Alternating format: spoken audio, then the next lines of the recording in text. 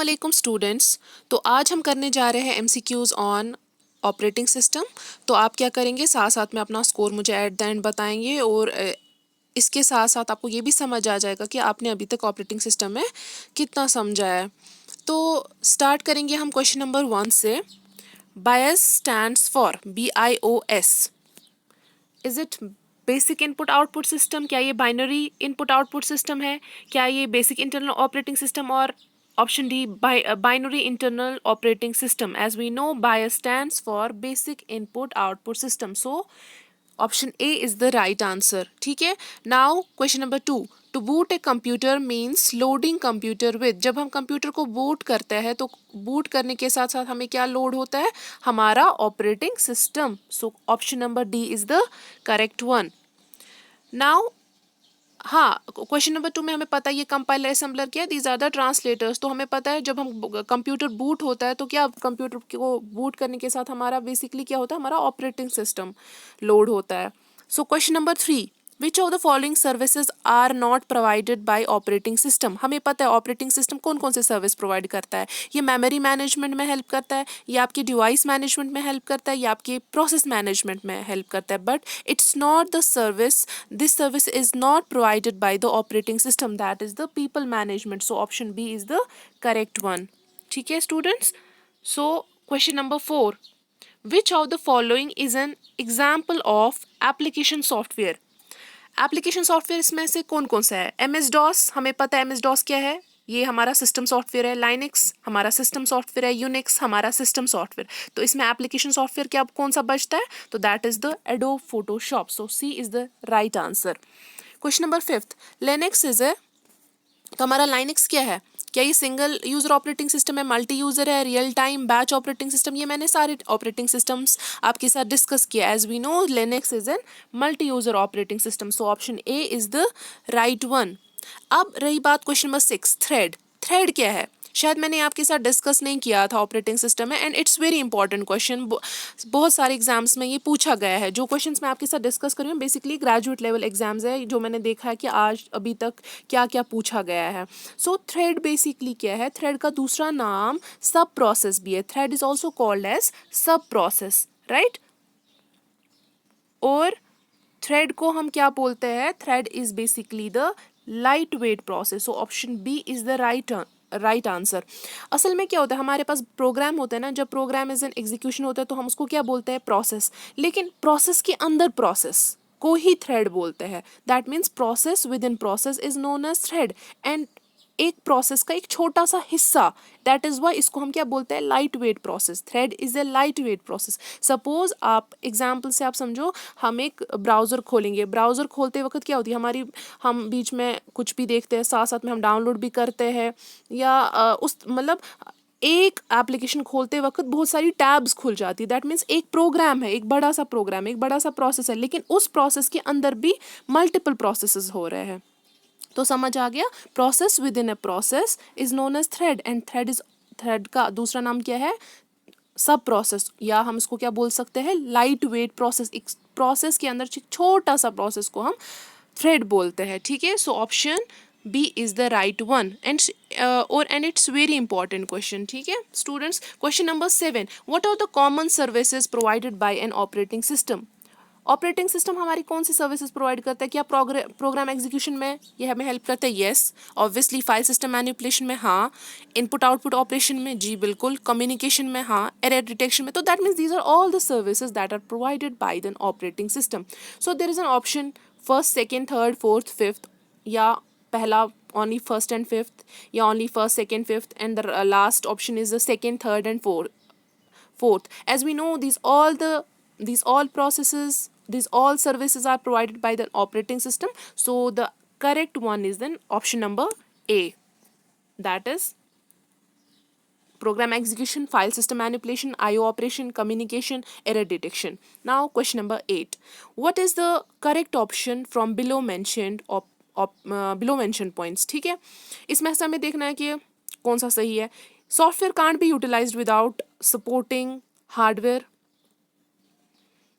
Software development is not expensive and is a continuing expense. C part, hardware is very time expense. Hardware acts as an interface between the user and the software. अब देखो, hardware act as an interface between the user and the software, it's incorrect. हमें पता है this is an basically an operating system, it acts actually the program acts as an interface between the user and the hardware, तो it's an incorrect option। hardware is very every time expense, नहीं हमेशा तो नहीं हो सकता है। software development is not expensive, कभी कभार expensive भी हो सकता है। and then what is the correct option? That is software can't be utilized without supporting hardware, so so the correct one is the answer number 8, option number 8, ठीक है। अब question number 9, what are the major activities of the operating system with respect to resource management. हमें बताना कि operating system, as we know operating system is a resource manager, resource allocator, so what is the correct answer regarding related to the resource management? That is operating system manages all kind of resources using schedulers, CPU scheduling algorithm, and they are used for the better utilization of the CPU, as we know, as I had already discussed about the scheduling algorithm। हमने बताया कि scheduling algorithm में basic criteria क्या है कि CPU की utilization maximum होनी चाहिए, and the question is asking related to with respect to the resource management, तो operating system manage all kind of resources. हमें पता है ये, हमें memory management, process management, IO device management, हर एक मैनेजमेंट में ऑपरेटिंग सिस्टम का बेसिक रोल है। तो इसका आंसर क्या होगा? तो option D is the right one. Identify, now question number 10, identify different types of schedulers in operating system. हमें पता है, हमें बोलना है कि कौन कौन से शेड्यूलर्स ऑपरेटिंग सिस्टम के हैं।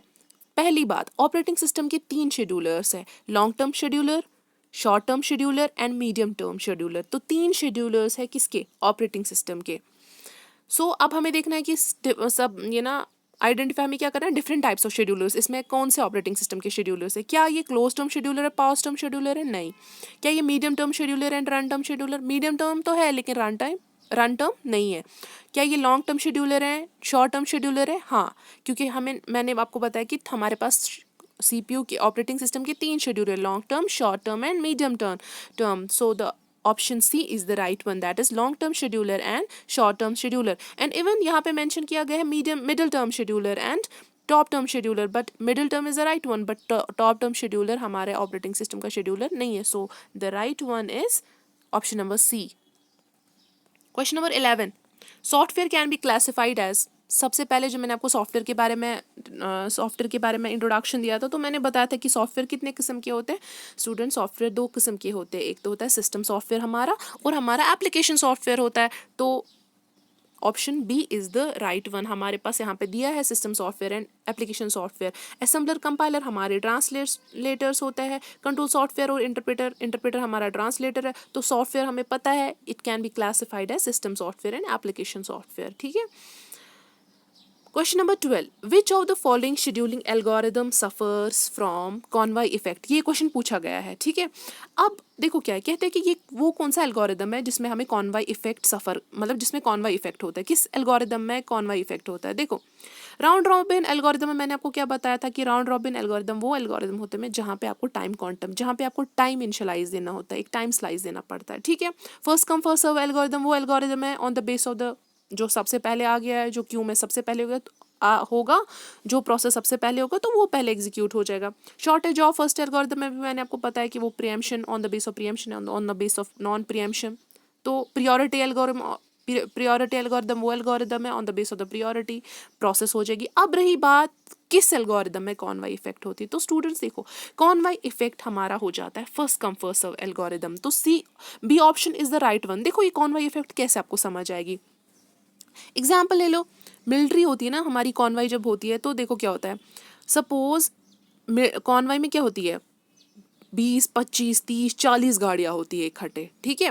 तो रूल क्या है, इनको काफ़ी टाइम लगता है, जब तक कॉनवाई नहीं चलेगी तब तक जो बेचारा एक गाड़ी वाला, चाहे उसको 2 ही मिनट क्यों ना लगे एक क्रॉसिंग से दूसरे क्रॉसिंग तक जाने तक, एक क्रॉसिंग से दूसरे क्रॉसिंग तक जाने के लिए उसको 2 ही मिनट का सफ़र है। लेकिन जब कॉनवाई है, आपको वो क्यू में है सबसे पहले, that is a longer process. तो जब तक आपको कॉनवाई को नहीं छोड़ना है, वो प्रोसेस बेचारा नहीं, मतलब वो गाड़ी वाला वहाँ पे नहीं अपना काम कर सकता है, वो नहीं जा सकता है एक क्रॉसिंग से दूसरी क्रॉसिंग तक। दैट मीन्स जो छोटे प्रोसेस है ना, वो कभी कभार स्टारवेशन में चले जाते हैं, क्योंकि उनको काफ़ी टाइम लगता है। जब तक वो कॉन्वाई चली जाएगी वो बेचारा सुड़क जाता है वहाँ पे।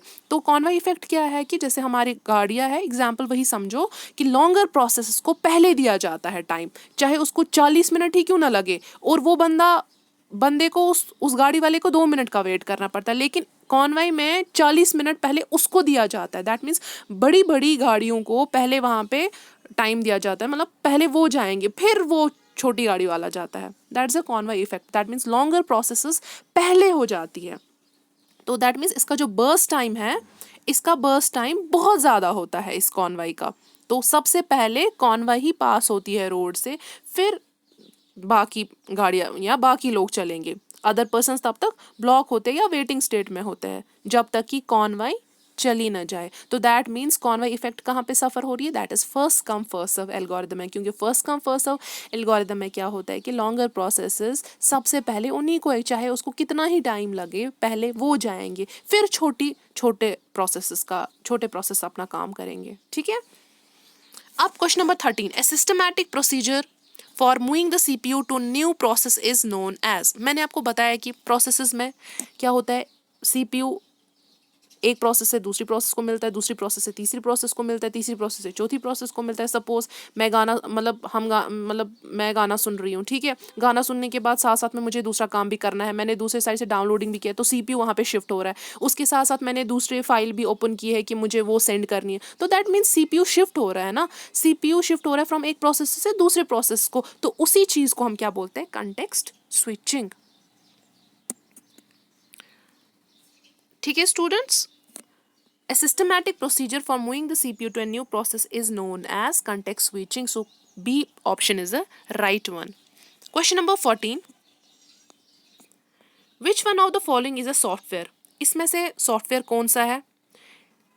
क्या नेटवर्क राउटर हमारा जो है वो हमारा हार्डवेयर है, नेटवर्क इंटरफेस NIC कार्ड ये भी हमारा हार्डवेयर है, नेटवर्क केबल्स ये भी हमारा हार्डवेयर है। तो बचा क्या हमारा, application gateway. So option C is the right one. Question number 15. In which type of operating system with similar needs are grouped together before submitting the process required? ये हमने कहाँ पे देखा कि जहाँ पे सिमिलर जॉब्स होंगी उनको हम इकट्ठे करते हैं, उसके बाद वो प्रोसेस एग्जीक्यूट हो जाती है। वो हमने पढ़ा था बैच ऑपरेटिंग सिस्टम है। बैच ऑपरेटिंग सिस्टम में क्या होता है, जॉब्स को एक ग्रुप में रखते हैं हम। ग्रुप ये ना, जॉब्स को हम एक ग्रुप में एक साथ लेते हैं और उसके बाद वो अपना काम कर लेगा। तो similar needs in which type of operating system, it's asking in which type of operating system similar needs are grouped together. तो that is a batch operating system. Similar needs मतलब similar jobs को हम एक साथ रखते हैं।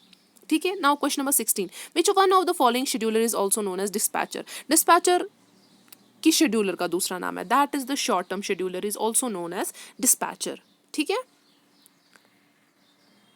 Question number 17, साथ साथ में आप मेरे साथ ये करेंगे। Question number 17, which one of the following is objective of the operating system? Main objective of the operating system क्या है?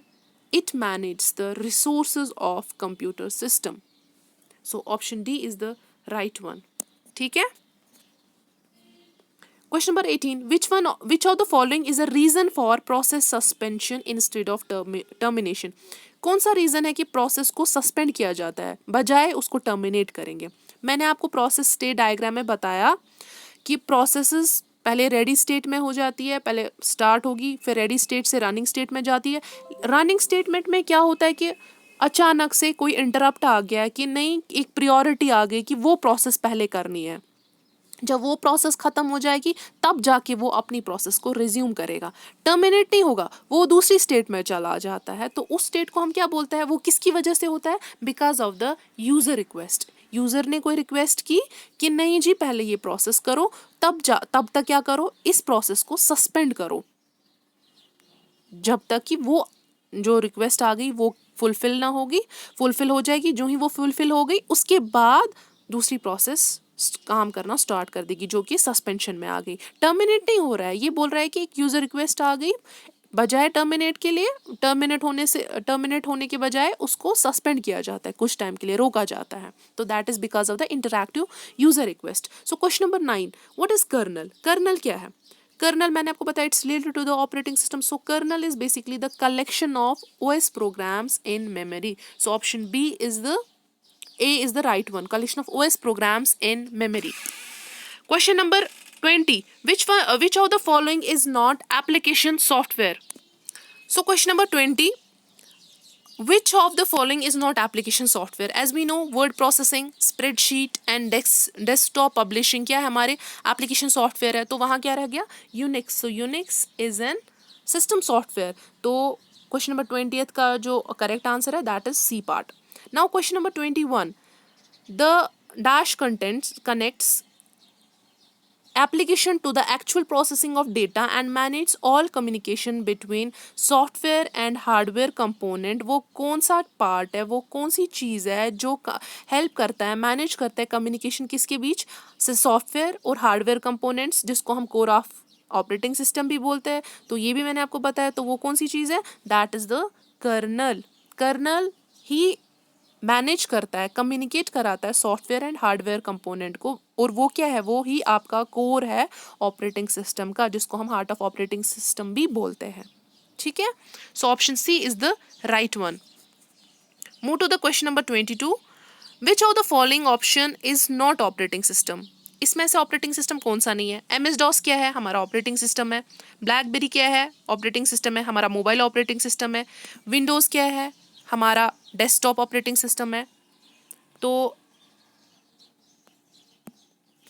अब इसका राइट आंसर क्या है हमारा? तो right one is the which of the following option is not operating system? That is the Oracle. Oracle basically database management system है। बाकी तीन हमारे ऑपरेटिंग सिस्टम है। डॉस हमारा सिस्टम ये ना डेस्कटॉप ऑपरेटिंग सिस्टम है। ब्लैकबेरी मोबाइल है। विंडोज़ डेस्कटॉप है। और ओरेकल हमारा डेटाबेस मैनेजमेंट सिस्टम है, DBMS जिसको हम बोलते हैं। ठीक है, तो ऑप्शन सी इज द ये ना option D is the right one. Which of this is not a type of operating system? इसमें से कौन सा ऐसी चीज़ है, कौन सा ऐसा पार्ट है जो ऑपरेटिंग सिस्टम नहीं है? नेटवर्क ऑपरेटिंग सिस्टम हमने पढ़ा है, ये ऑपरेटिंग सिस्टम है। डिस्ट्रीब्यूटर ऑपरेटिंग सिस्टम, ये भी तो ऑपरेटिंग सिस्टम है। एम्बेडेड ऑपरेटिंग सिस्टम, ये भी तो ऑपरेटिंग सिस्टम है। बैच ऑपरेटिंग सिस्टम, ये भी operating system. So option E is the right one. All are a type of operating system. ठीक है, क्वेश्चन हमें कह रहा है कि इसमें से कौन सा ऑपरेटिंग सिस्टम नहीं है। ये हमारे लेकिन ऑप्शन में है कि क्या all are type of operating system है, तो ये बाकी सारे हमारे ऑपरेटिंग सिस्टम्स हैं। Now question number 24। The first operating system was developed by, असल में क्या हो गया था कि आप सबको कंफ्यूजन होगा IBM के साथ, लेकिन नहीं, जो पहला ऑपरेटिंग सिस्टम है ना वो डेवलप किया था हमारे जनरल मोटर्स ने इन 1956। उसके बाद IBM आ गया जब वो इंस्टॉल हो गया हमारे सिस्टम्स में। So General Motors are the first operating system that is developed. Okay, now move to the question number 25. What else is an interpreter called? command interpreter को क्या हम बोलते हैं? देखो, हमारे पास बेसिकली OS ऑपरेटिंग सिस्टम की दो पार्ट्स हैं। एक तो कर्नल होता है और हमारा शेल होता है। कर्नल जो है ना, कर्नल हमारा एक हार्ट ऑफ ऑपरेटिंग सिस्टम है, जिसको हम कोर ऑफ ऑपरेटिंग सिस्टम बताते हैं। और जो शेल है ना, शेल ही हमारा कमांड इंटरप्रेटर है। ये क्या करता है? ये यूज़र इनपुट्स को कन्वर्ट करता है मशीन कोड्स में। सो हमारा कमांड इंटरप्रेटर को हम क्या बताते हैं? तो shell. So option B is the right one. ठीक है, question number 26। Which of the following is not a mobile operating system? हाँ, एक मिनट, मैंने आपको शेल एक तो मैंने आपको कहा कि कर्नल और शेल कर्नल और शेल क्या है? ऑपरेटिंग सिस्टम के दो पार्ट्स है। और मैंने एक इंपॉर्टेंट ऑब्जेक्टिव भी डिस्कस किया था कि थ्रेड क्या हमारा एक लाइट वेट प्रोसेस है, जिसको हम सब प्रोसेस भी बताते हैं। अब हमारे पास दो थ्रेड की लेवल्स होती है, एक तो यूजर लेवल थ्रेड्स होती है और कर्नल लेवल थ्रेड्स होती है। वो मैं भूल गई आपको वहाँ पर बोलना, ताकि मे बी वो क्वेश्चन भी पूछा जा सकता है कि थ्रेड के कितने लेवल्स होते हैं, मतलब हमारे कितने लेवल्स है। एक तो यूजर लेवल थ्रेड्स है और कर्नल लेवल थ्रेड्स है। यूज़र लेवल थ्रेड्स वो होते हैं जो मैनेज करते हैं यूज़र लेवल लाइब्रेरीज, और कर्नल थ्रेड्स वो होते हैं जो मैनेज करते हैं हमारा ऑपरेटिंग सिस्टम। छोड़ दो उस चीज़ को, आप क्वेश्चन नंबर 26 पे आ जाओ। विच of the following is not a mobile operating system? क्या सिम्बियन ऑपरेटिंग सिस्टम हमारा मोबाइल ऑपरेटिंग सिस्टम नहीं है? हाँ, सिम्बियन ऑपरेटिंग सिस्टम हमारा मोबाइल ऑपरेटिंग सिस्टम है। वो कौन सा? हमारा एंड्रॉयड से पहले हमारा सिम्बियन ऑपरेटिंग सिस्टम था, जो कि नोकिया, मोटोरोला वगैरह उन्होंने, मतलब उनमें ये सिम्बियन ऑपरेटिंग सिस्टम था, जो कि सिम्बियन लिमिटेड ने डेवलप किया था। बाड़ा, that is also an operating system developed by, जो सैमसंग ने किया था। एंड्रॉयड, एंड्रॉयड जो हम अभी यूज़ करें जो कि गूगल का है, गूगल का एंड्रॉयड है। जैसे बहुत सारे इन्होंने मतलब हमारे जो भी फ़ोन्स है वो तो सब फ़ोन्स, हर एक फ़ोन्स में कौन सा हमारे ऑपरेटिंग सिस्टम है, that's an Android operating system है जो इन्होंने गूगल से ख़रीदा है, that's an open source software. जिन मतलब जैसे हम बता सकते हैं हमारे जो मोबाइल फ़ोन्स है, रेडमी, रियलमी, जो भी फ़ोन्स है उन्होंने गूगल से ख़रीदा है और वो वहाँ पे उनके लिए ओपन सोर्स सॉफ्टवेयर बना, ओपन सोर्स सॉफ्टवेयर है, वो उनसे सोर्स कोड लेते हैं, ठीक है। हमारा मोजावे, मोजावे बेसिकली एक डेस्कटॉप ऑपरेटिंग सिस्टम है, किसका, एप्पल का, और प्रेजेंटली हमारा मैक ऑपरेटिंग सिस्टम है एप्पल का, ठीक है। सो अब ऑप्शन क्या है कि which of the following is not an mobile operating system, the first three are the mobile operating system and the rest fourth is the desktop operating system. So option D is the right one, Mojave. It's an operating system, it's a desktop operating system. And now question number 27. Any device connected to an operating system connected by using, जो भी operating system, कोई भी device operating system के साथ connect है उसके लिए हमें क्या ज़रूरत पड़ती है, हमारी device drivers। ये भी mention मैंने किया है, device drivers क्या है, basically एक system software है, ठीक है। Question number 28. In operating system, which of the following is CPU scheduling algorithm? In operating system में कौन सी सीपीयू शेड्यूलिंग एल्गोरिदम है? राउंड रॉबिन डिस्कस किया था कि राउंड रॉबिन एक सीपीयू शेड्यूलिंग एल्गोरिदम है, हमारा शॉर्टेज ऑफ फर्स्ट भी हमारा शेड्यूलिंग एल्गोरिदम है, हमारा प्रियोरिटी भी शेड्यूलिंग एल्गोरिदम, हमारे इसके बावजूद भी बहुत सारे शेड्यूलिंग एल्गोरिदम्स है। तो option D is the right one, all of the above, ठीक है। Option D is the right one. Process, what is a process? बार बार मैंने आपको बताया, प्रोसेस बेसिकली है प्रोग्राम इन एग्जीक्यूशन है। जब एक प्रोग्राम एग्जीक्यूशन में आ जाएगा तो उसी चीज़ को हम प्रोसेस बोलते हैं। Very important objective, option B is the right one. Question number 30, which one of the following is the deadlock avoidance algorithm? ये भी पूछा गया है कि कौन सा है जिससे हम डेडलॉक को अवॉइड करते हैं। ये भी मैंने आपके साथ डिस्कस किया था, and that is the banker's algorithm.